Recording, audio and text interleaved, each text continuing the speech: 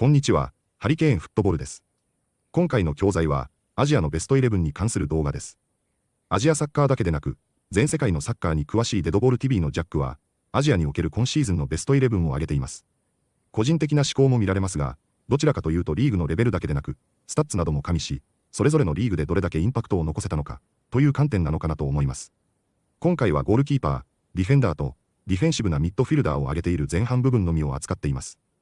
板倉滉も遠藤航もクサノフも選出されていない理由も挙げていますが、実際にどのように話しているのかチェックしてみましょう。Welcome back to the channel, everybody. Today we are going through the AFC Team of the Season 2024-2025. And I gotta say, I think I cooked up something good here. 3-star Michelin Chef Best 11 incoming. I've already dropped the CONCACAF Best 11 and the CONMEBOL Best 11. You can find those out on the channel. One change I'm going to make for the AFC Best 11 is I'm switching to a 3-5-2 formation. Because I think all of us as Asian football fans can admit that the defense isn't quite as stacked as the attack. So in order to accommodate for a few more attacking players, I'm going with the back three. As I go through these positions one by one, you guys follow along in the comments. Let me know how you feel about my selections here. And if you guys like videos about Asian football, please make sure you are subscribed because we have the final qualifiers of round 3 just a few weeks away. I got to drop my group by group predictions videos for that window. Then of course we're going to have the reactions. We're going to have guests on the channel to talk about how their national teams performed. There's going to be so much content. I do not want you guys to miss that, so make sure you are subscribed. Drop a like on the video. Let's get into this, y'all. At the goalkeeper position, I'm going with Zion Suzuki from Parma. I'll be honest, I feel like the goalkeeper is one of the thinner positions in all of AFC. I do not really think there were that many challengers to Zion Suzuki this season. Not to say that he won it by default, but I would consider probably Matty Ryan from Lens in Australia to be his main competition, and he only played 14 games this season. And as good as Matt Ryan was once he transferred in January to Lens in France, 13 games in Ligue 1, it's not enough for me. I'm going to go with the guy in Suzuki who had a very solid first season, his first season in top flight, still just 22 years old. Yeah, he made some mistakes. He had some great moments as well. There's going to be a learning curve with this guy, and I'm ultimately going with him because he's playing at a high level. He is the starting goalkeeper for Parma, and I think he probably checked off all of his personal objectives for the season. Now, moving into the defense, this is where I'm getting funky. And remember, y'all, I'm going with the back three here, and I'm going to start at the left-sided center back position, and I'm going So Young-woo from Red Star Belgrade in South Korea. Now, I know the Korean fans immediately are like, wait a minute, Jack. He's a right back. Yes, he is a right back by trade, but he also played 6 or 7 games at the left back position this season, and I gotta find a way to fit in the best players here, y'all. Like I said, Asia's not exactly stacked at the defensive end, so you'll forgive me if I have to get a little creative here when fitting in the best 3 players for my team of the season. Here's a number that the stat merchants are going to love. He is the highest rated player in the Serbian league, according to SofaScore. That's pretty insane. A new guy who's never played in Europe before is the highest rated player in the league. Now, you might be asking me, Jack, how is that possible? Well, it probably has something to do with the fact that he had 6 goals and 8 assists in almost 4,000 minutes this season, including 3 goal involvements in the Champions League, one of those coming against Barcelona. 14 GA for a fullback in their first European season in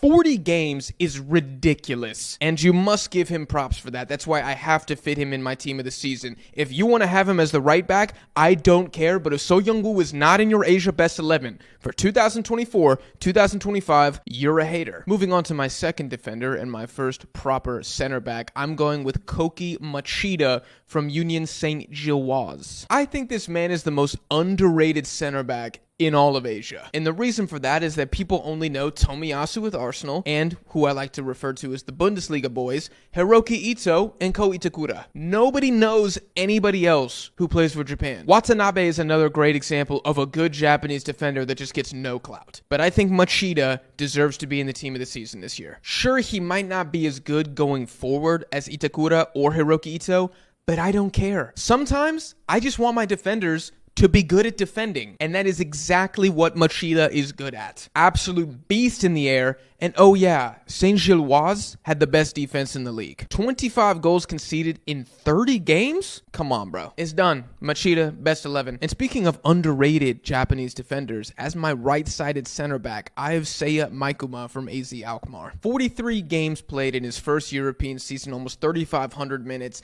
6 GA in all comps, 4 of those in the Europa League, was outstanding against Galatasaray in the knockout round, and was outstanding against Tottenham as well. I mean, he damn near locked up Son Heung-min. Actually, not even. I would say he outright shut him down. Tackles, duels, aerials, blocks, he's in the top 90th percentile or better amongst fullbacks in the Eredivisie. Again, in his first season. Alkmaar had the second best defensive unit in the Eredivisie, only behind Ajax. Had multiple games in which he won man of the match. I don't know the exact number, but overall a great season for a guy who was a fringe member of the Japanese national team. Now, in other best 11 videos, I haven't done this, but I'm going to address why certain players have not made my best 11 yet. And I'm going to start with Abdulkadir Husanov, as I'm sure many Uzbeks are furious that he's not included. I will be very clear. If Husanov stayed at Lens and he was playing in the form he was in for the entire season, he would have been the Asian Defender of the Year. Forget best 11. I would have said, nah, that guy was the best. But what happened? He moves to Manchester City in the January transfer window. And because of that move, he made a couple appearances in the Premier League, obviously played against Real Madrid in the Champions League when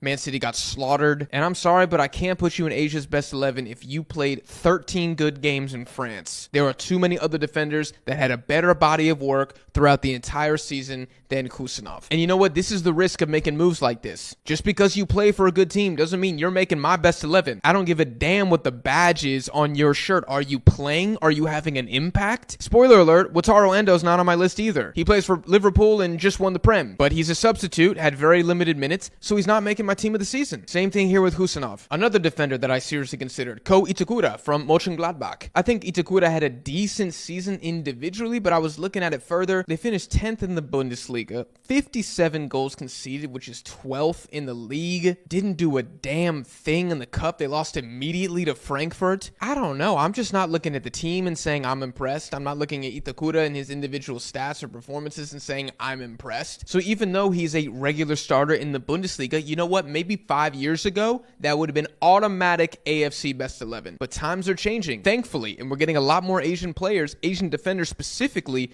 into Europe. And so now it's not enough to just play in Germany. You gotta actually do something for me. So that's why neither of those two gentlemen were included. Moving on to my central midfielders. Remember, I'm going with the 3-5-2. I'm gonna start at the defensive midfielder position. I have Ao Tanaka from Leeds United. I think this is maybe the biggest layup this season. He was the player of the season for Leeds. They won the championship and secured direct promotion back to the Prem. Averages 4 tackles per 90, 5 goals and 2 assists as a defensive midfielder. Championship team of the season. And I don't know if the championship has a player or an MVP of the season, but surely Tanaka would be a top 3 favorite for that. It has been easily his best season as a professional in the toughest league that he has ever been in, and he 100% deserves to be in the team of the season. Completely deserved. Congratulations. Moving on to my other center mid here, I kind of struggled here a little bit with a couple different names, but in the end, I'm going to go with Rio Hatate from Celtic. 20 GA in all comps, including a couple in the Champions League, Scottish Premier League, team of the season, Celtic win another 15 trophies. I mean,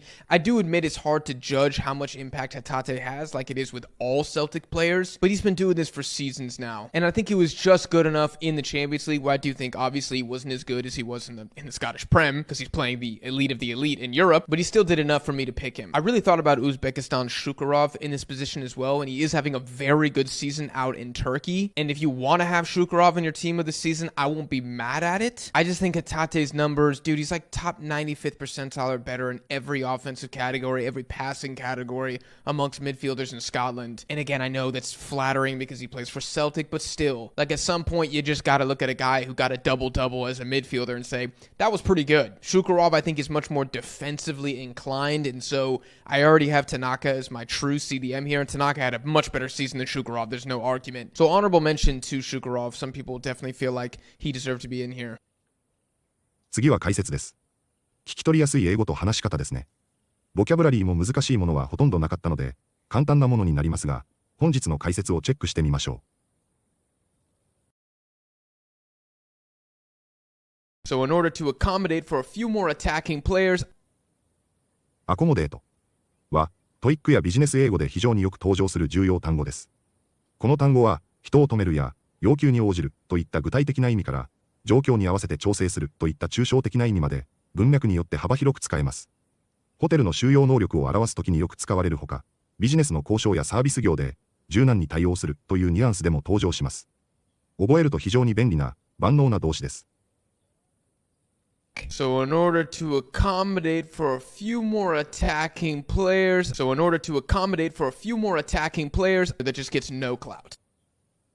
クラウトは SNS やポップカルチャーの中で頻繁に使われる、いわゆる影響力や人気を意味する言葉です。ノークラウトといえば、文字通り影響力ゼロ、つまり周囲に注目されていなかったり、立場が弱い、影が薄いといったネガティブな状態を指します。特に SNS では、クラウトイコールバズる力としても使われ、彼はフォロワーが多い、イコールクラウトがある、とも言います。若者文化を知る上で覚えておきたい単語の一つです。That just gets no clout.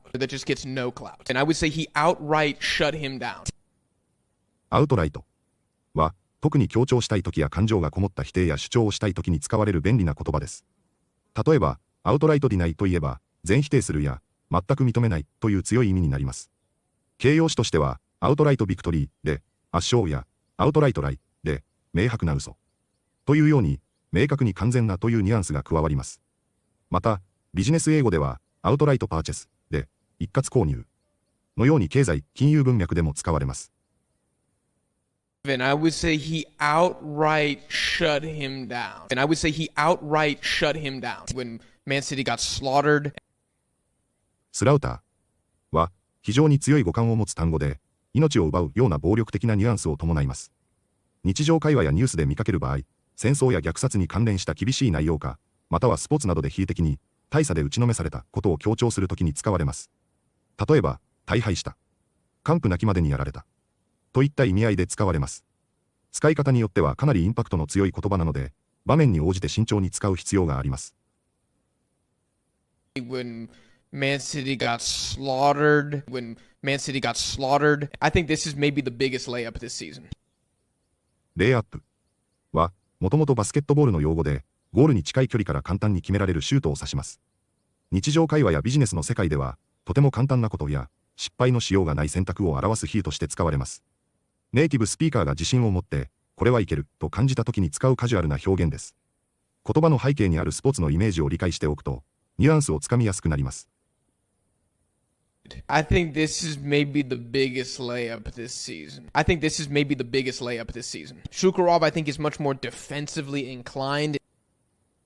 インクラインドは、何々したい気がするや、何々の傾向があるといったニュアンスを表すとても便利な単語です。例えば、私はどちらかといえばこう思っているという控えめで丁寧な主張の仕方ができ、英語ネイティブが意見を和らげたいときに使うフレーズとして品質します。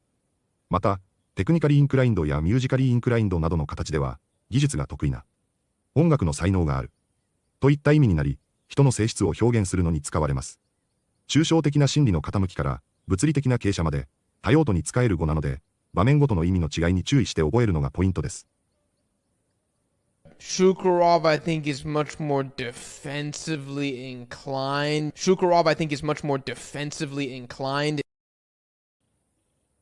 いかがでしたか？遠藤航もクサノフも板倉滉も伊藤洋樹も冨安も選ばれていないのが、なかなか不思議な感じがしますが、町田浩樹と毎熊誠也を選ぶあたりは、なかなか通な見方ではないでしょうか。キンミンジェは名前さえ出なかったことは少しかわいそうですが、森田秀正のスタッツはそれほど良くなかったのでしょうか。いずれにしてもジャックのベストイレブンはなかなか興味深いものでしたので、後半戦の攻撃陣に関しても後日上げたいと考えています。また、気が向いたらチェックしてみてください。本日もご視聴いただきありがとうございました。またすぐにお会いしましょう。